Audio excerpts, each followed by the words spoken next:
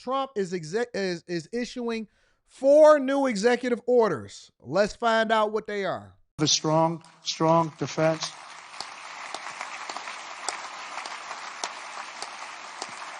And in a little while, I'll be signing 4 new executive orders. First is that I'm directing our new Secretary of Defense, Pete Hegseth, who's going to be great, by the way.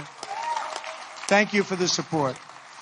Thank you very much for the support. You really did support him greatly. I think he's going to be fantastic. I know him very well. I think he's going to be fantastic. He's what we need to immediately begin the construction of a state-of-the-art Iron Dome missile defense shield, which will be able to protect Americans. You know, we protect other countries, but we don't protect ourselves. And when Ronald Reagan wanted to do it many years ago, luckily we didn't. We didn't have the technology then. It was a concept, but we didn't. And now we have phenomenal technology. You see that with Israel, where out of 319 rockets, they knocked down just about every one of them. So I think the United States is entitled to that. And everything will be made right here in the USA, 100%.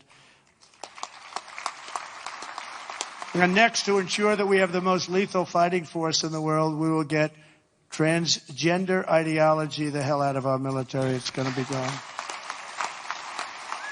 Thank God. You know why I think that they started to implement so much transgender ideology, as Trump puts it, into the military? Is because we had become so liberal that we had a hard time recruiting.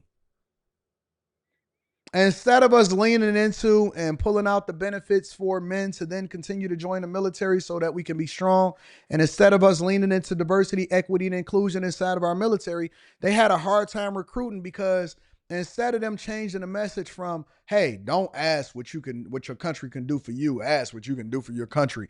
Army strong. Instead of them focusing on that, you know what I'm saying? They should have been focused on, hey, man, if you go to the military, you definitely can get your college paid for.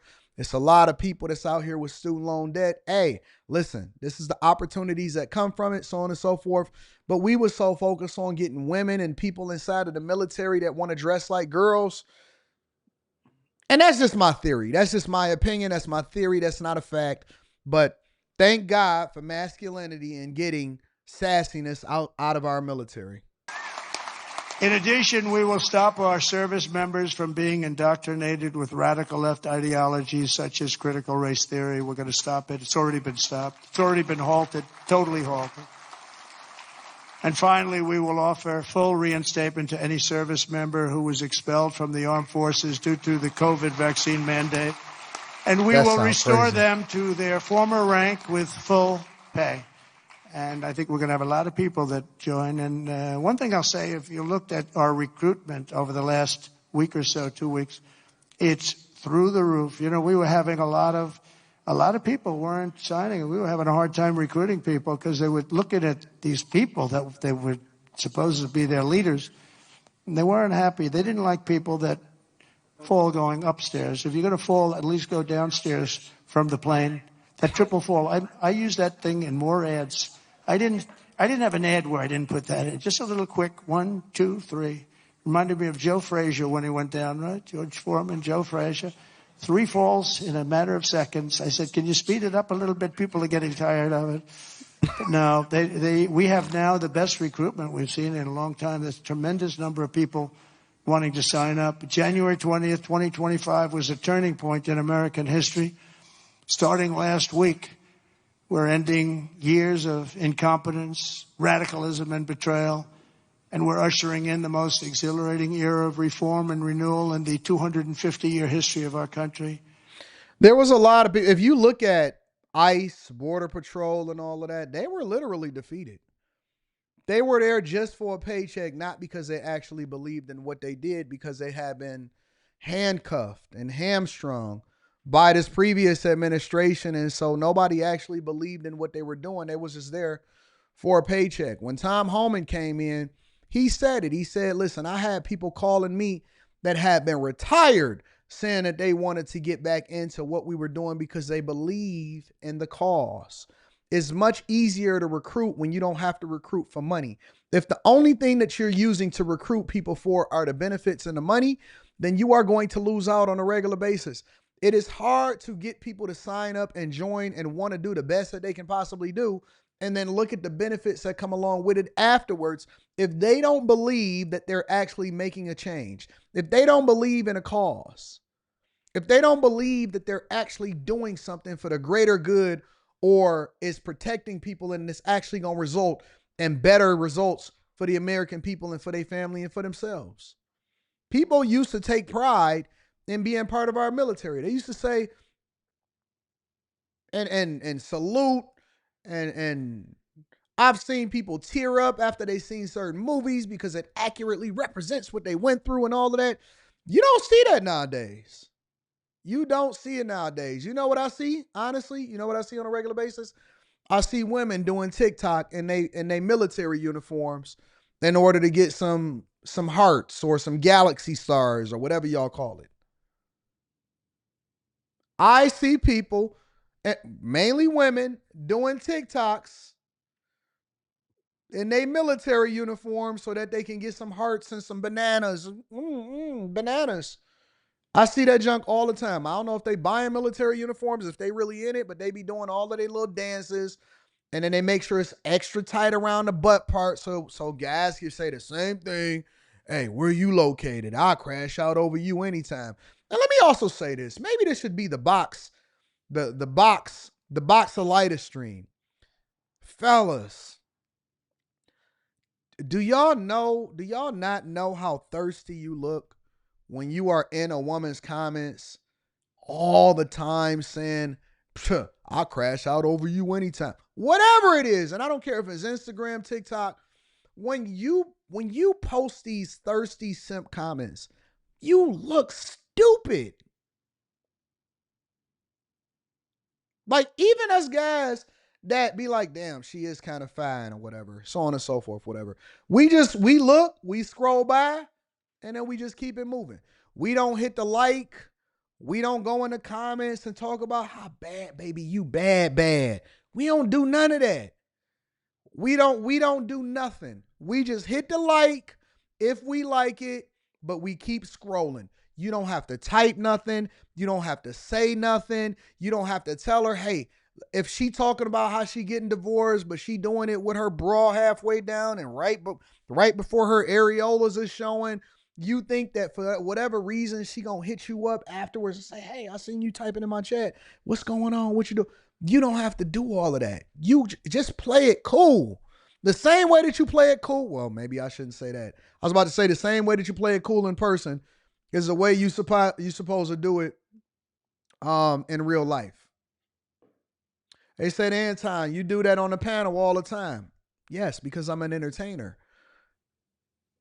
It's called creating good content. I'm an entertainer.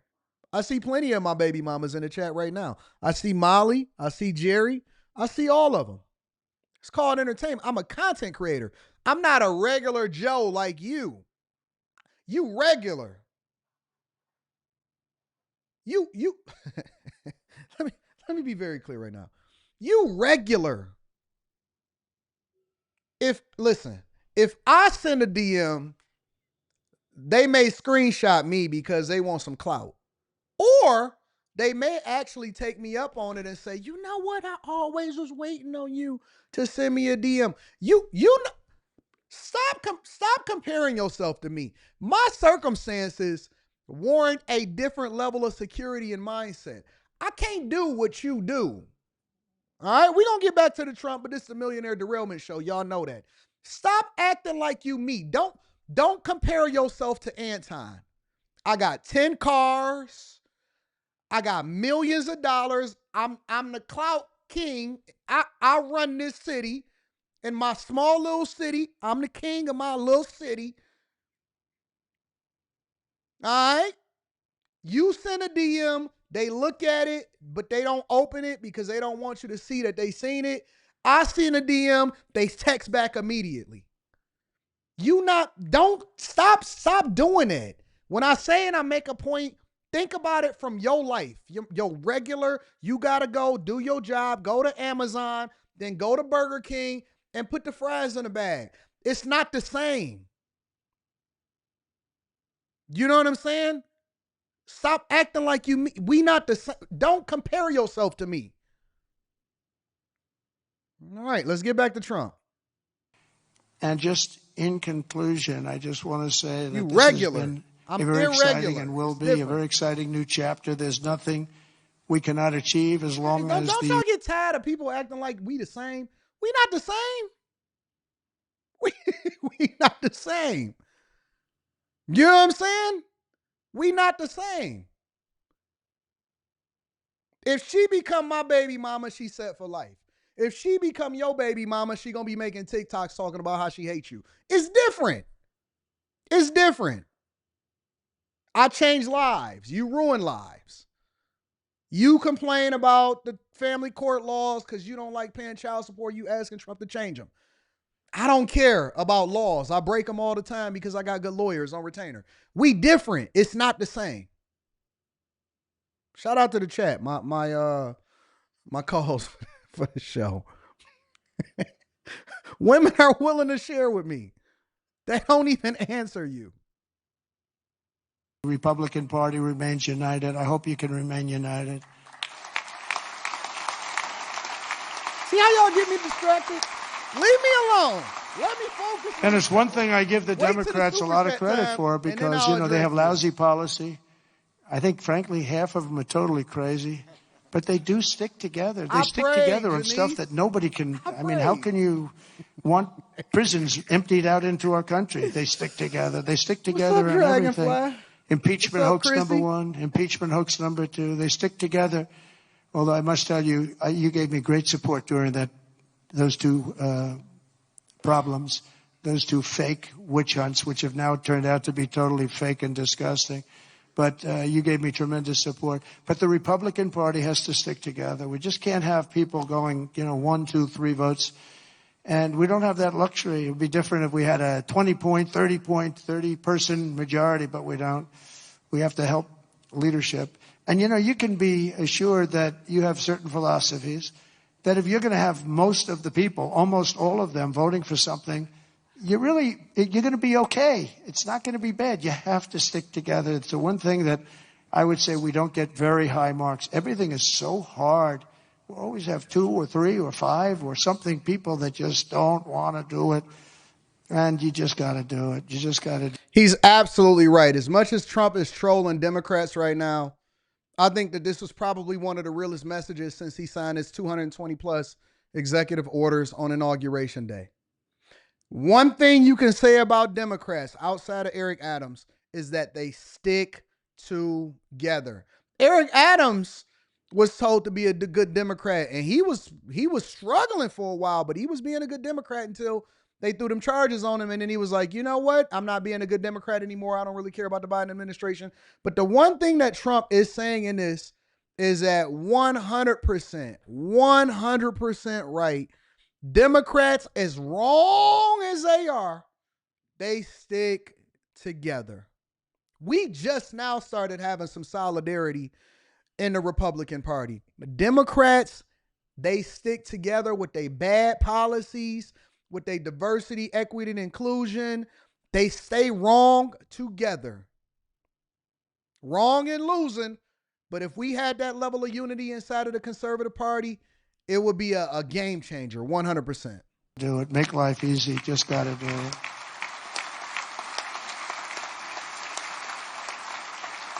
So right now we have a very special period because we have the House, we have the Senate, and we have the White House. And we're a team, and we're a really good team. And I appreciate so many times. That's the difference, Eric. Trumpers stick together. But there has been a lot of people, fake people, including that girl, the prettiest one on The View. She used to be in Trump's cabinet, but she switched sides, and now she's trying to slowly but surely work her way back. It's a lot of people that, because it's a difference between people that, because they remember when Trump first got into office, they tried to separate MAGA from Republicans. Now it's cool to be a part of the Make America Great Again trend because it was a lot of Republicans that wasn't even on the same team and they tried to separate themselves from Trump. Now it's a little bit differently because it's cool to be it in over a period of time. People understood, you know what? That's the winning team. We need to get on the winning team. We need to get on board. That's the truth. Like even with Mike, I called 3 or 4 people and they said, okay, sir, I'll do it. I'm going to vote. I'm going to vote positively. And they're very happy they did now. But when I called, we've gotten such a great response. We just had that happen with Pete Hegseth, and we have it happening with others. But we really appreciate it with the House. The House has been, it's a very difficult situation when you have that small a majority. But in a certain way, it brings you together. It actually can unify more than anybody would ever know. And a victory is sweeter, as they say, because of it. And I think we're going to have a lot of victories, but we have to stick together. We have to work together. We have to fight together. And we're going to win together. We're going to win like never before. We have a chance to win like never before. As long as we stay united, the 119th Congress will be remembered as the most successful and accomplished Republican majority in American history. I believe that. I think we have. And that's right. I remember when Mitt Romney was talking big smack about all of the Republicans that supported Trump. He split from the party, and The View would have him on, and it was liberals that was praising him and all of this stuff. So it's plenty of people historically that have tried to go against the Republican Party and failed. People started liberals started praising John McCain because he went against the Trump administration. Because he wasn't really a conservative. He was a conservative, and I don't think that we should try to sully John McCain, because John McCain had a phenomenal career both as a politician and as a person that served his country. But John McCain was part of the old guard that needed to go away. Otherwise, he would have been a lifetime legislator that then determined the course of this country by being divisive. You got to have solidarity. Everybody got to be on the same page in order for you to make meaningful change. A chance of doing it. Right?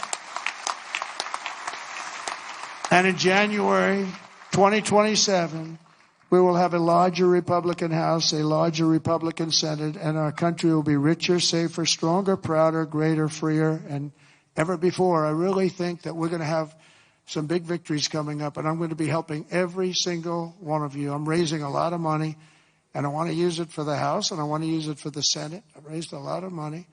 And, I told my people, we raised $1.7 billion. They raised $2.6 billion. They have the unions with, checkoffs. Yep, we got the primary message. So Trump is issuing a lot of new executive orders aimed around the military, the defense of the United States of America, and things like that. So shout out to Trump.